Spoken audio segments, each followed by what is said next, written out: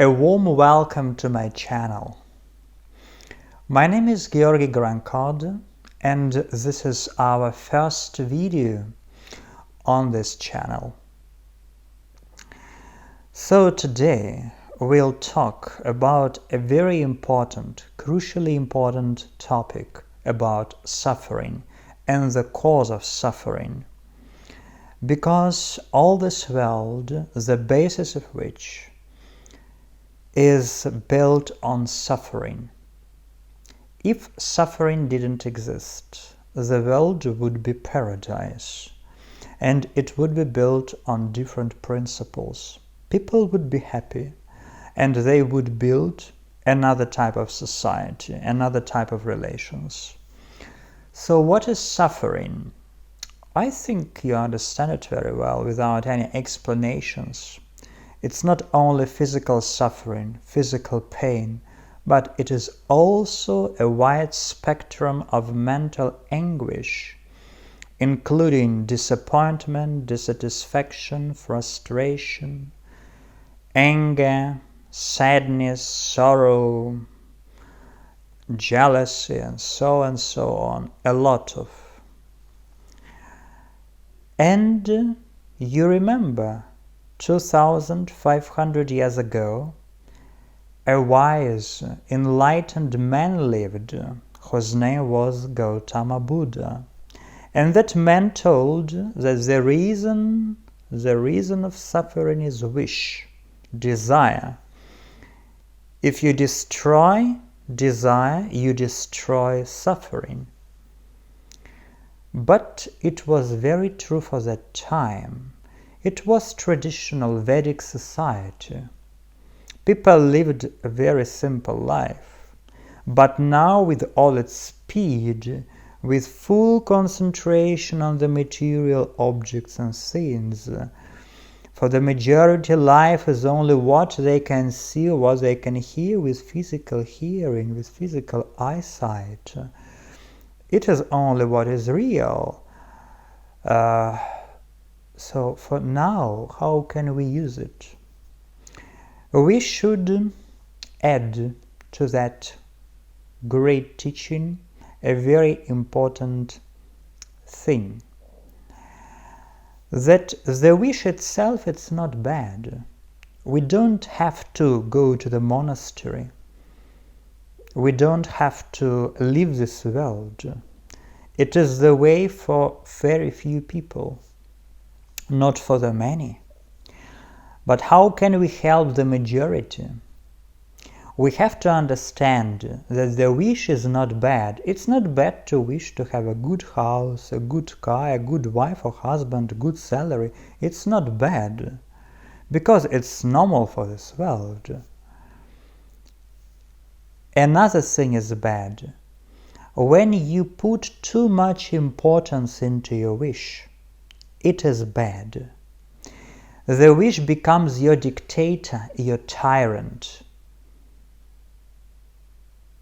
You can't help living happily, but the wish prevents you from being happy. The importance you put into it. And there are so many examples. For example, a man falls in love with a beautiful woman, and he does everything, she gets married with him. And finally, she gets what he has wanted. They become a wife and husband, and he understands very quickly how big mistake he has made, because she starts drinking his blood. She starts creating a lot of problems for him. And his life turns into a nightmare. Of course, for women it can be the same. And you are eager to have a big business. You put all your energy, all your mental force, all your money into it, years of hard work, and you get it. You become rich. And you get at the same time so many problems of running this business. Finally, robbers come to you, or competitors come to you, or policemen come to you, and they destroy your business. A lot of examples when your wish, so much desired wish, comes true, but you become unhappy as a result of it. So the right approach to your wish is the following one. If it comes true, it's good, thank you very much. If it doesn't come true, thank you very much. So the right approach is just accept life, what it brings you, either good or bad, either positive or negative, because positivity and negativity, good and bad, are very, very, controversial terms. It depends on our attitude, on our mental program. So either it is good or either it is bad. And when you go deeper, you understand also that there is a deeper source of your suffering. Not just the importance you put into your wishes, but what creates the importance. It must be the creator, it must be the producer, it must be the perpetual motion machine that produces all your wishes, conceptions, desires, thoughts, images, pictures here. So it is your mind. And the mind is conditioned. The mind is conditioned by a lot of things, all your previous karma, not only from the previous lives, but from this life, all these influences from your relatives, friends, enemies, colleagues, children, parents, grandparents, all these media sources, everything pushes on your mind and create in you mind conceptions, priorities. And you understand very well, I think, after analyzing what I'm telling you, that you can't control the mind.